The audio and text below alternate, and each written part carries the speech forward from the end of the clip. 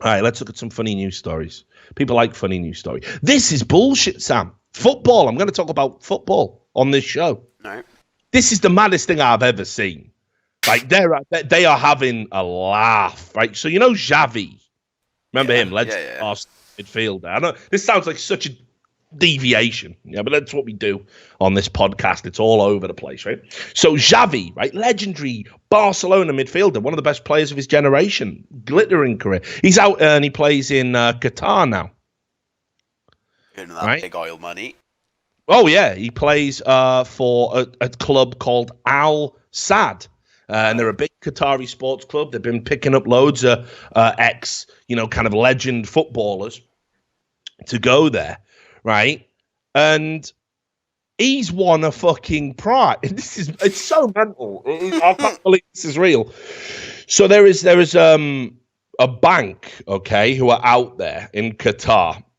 And apparently what they do is they do like these $1 million prize draws every year, right? And Xavi won it. Right?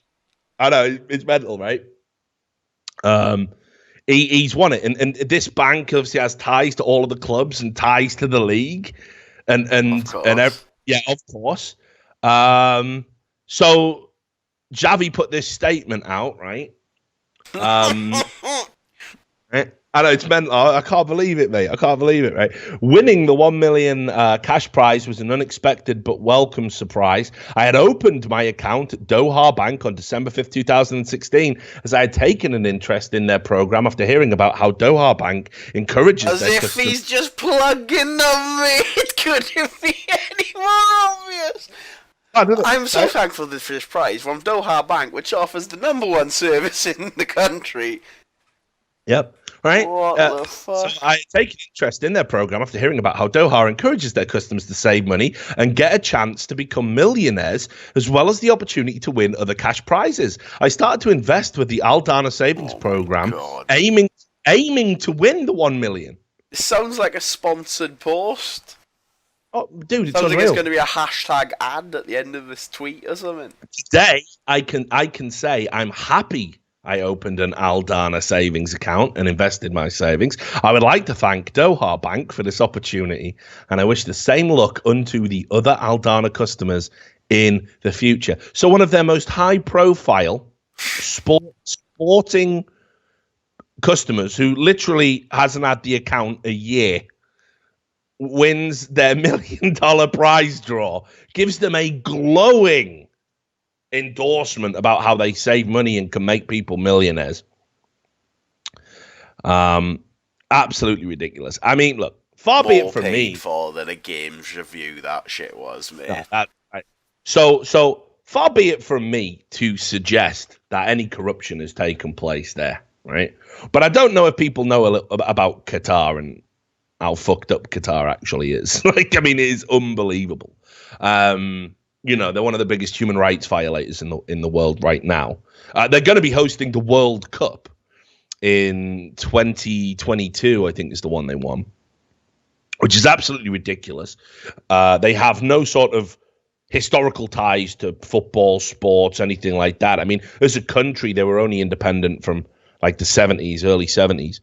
And the people building the stadiums, it was effectively slave labor, right? They were literally.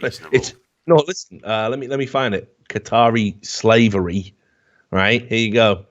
So, yeah, basically, they enslaved people to work in appalling conditions because Qatar is pretty warm. Yeah, unbelievably warm. And basically, they were just enslaving people to work in the baking heat, literally work until they die. What the fuck? Yeah, people were just getting worked to death. You can literally Google this, and it was absolutely condemned as a human rights violation. It's a work violation. People are trying to sue them and all this, but Qatar are like, we got to get up to speed. So they worked it out. Well, we got deadlines, mate, so whips are out. And of course, it's FIFA who did this deal. Yes, that's FIFA, who have been indicted by the US on 147 separate charges of corruption and money laundering. So this deal was done all under the corrupt FIFA officials' watch, and they're like, "Oh, we can't take it back now. We've done the deal." But by conservative estimates, they think 4,000 people are going to be worked to death before 2022. So this is Qatar. I'm just saying. How can they just estimate? Shouldn't it be stopped? What do you mean? Well, I guess 4,000 are gonna die. What do you mean? Have we got anyone we can send in? Some bottles of water at least? Come on. Maybe put a big tarp over them or something. No chance, mate. They're not interested, mate. So. Again, I didn't plan doing a bit on this on the show, but I just thought this Abbey story was unbelievable.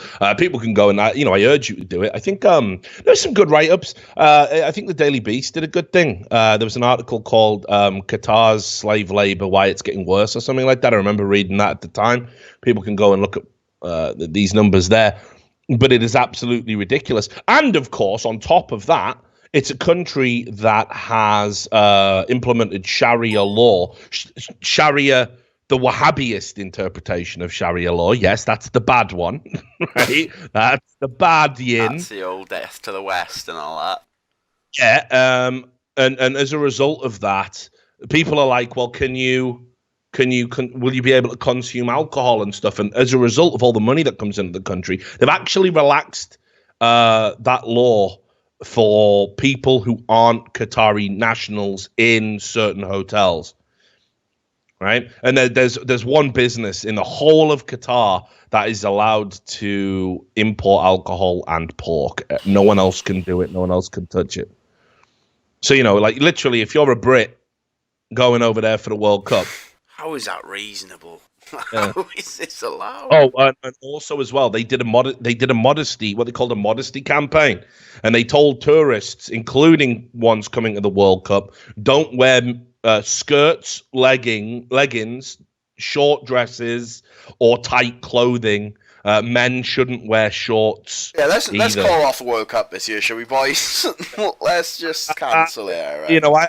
I don't understand why anybody thought this was a good idea. Like, do you know what I mean? Like, apart from the fact as well, I mean, even if Qatar wasn't this horrific, corrupt country that's literally using Bangladeshi slave labor to build these stadiums in time for a deal it only won because of brown envelopes that were paid to FIFA officials. Even if none of that was happening, the temperature is too goddamn high for a football match. You can't run around in that heat. They're literally worried that somebody will die on the pitch. Because they're doing the World Cup. Why is it allowed, mate? Someone's got to grow the fuck up and tell Qatar to fuck off. Like, this is retarded. People are getting paid mils, and someone goes, yeah, why not? Yeah, get the slaves out, and we'll fucking roast Rooney alive. We'll fucking cook some bacon on his head while he's dying. What the fuck are these people doing, mate? Mental, isn't it? Like, honestly, you should go read.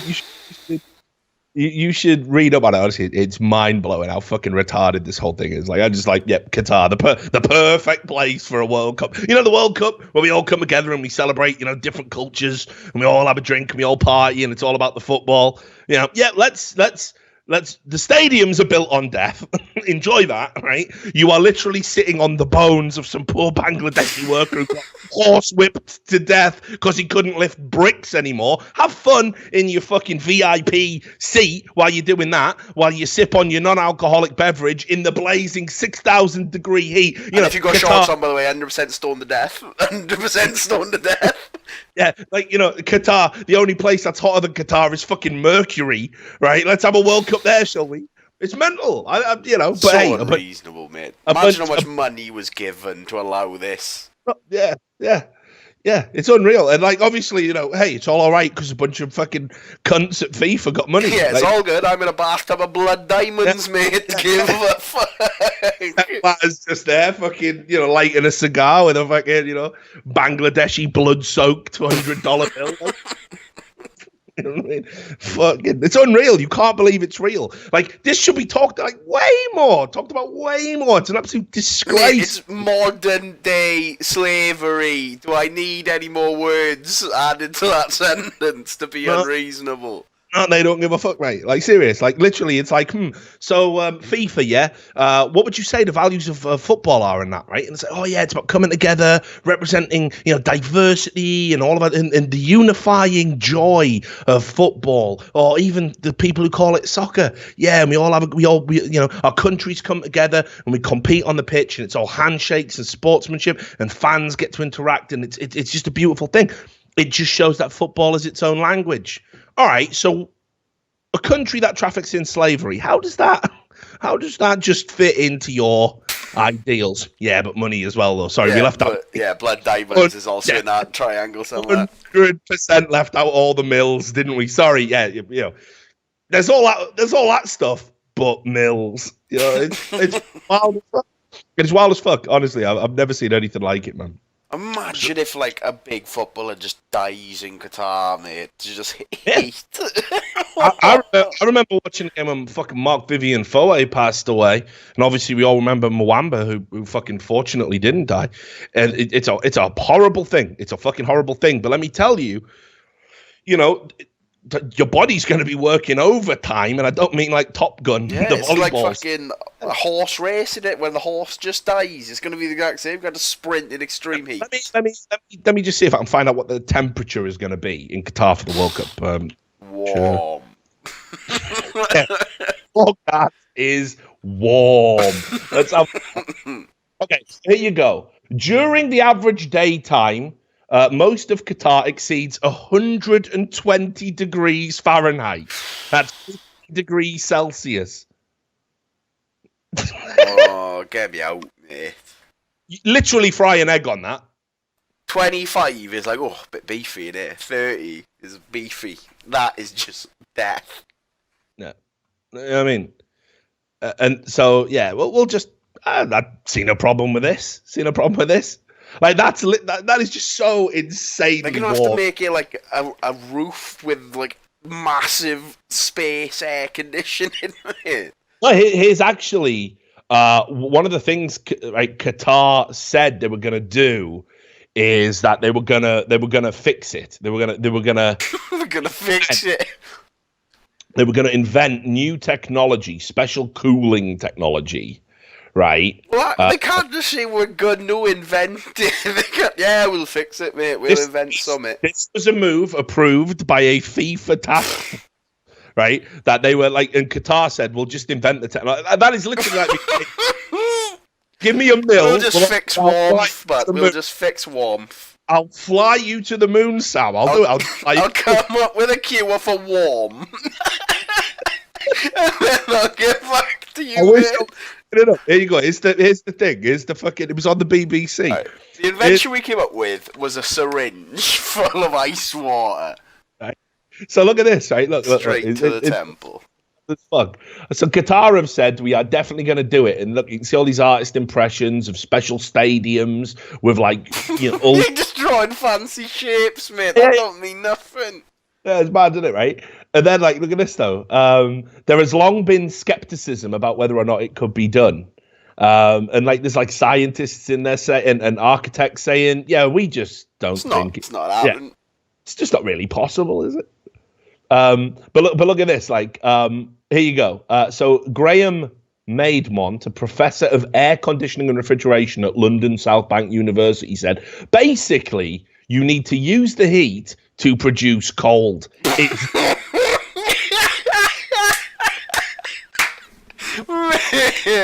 I've got this shit nailed, man. I just changed the warm to cold. I've got it sorted.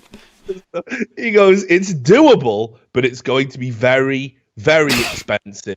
And it's going to have to use lots and lots of kit, meaning, scientific. Yeah, all that science shit, mate. Yeah, it'll be all right. We just need some science shit. I need to make that warm into cold, and we'll be sound.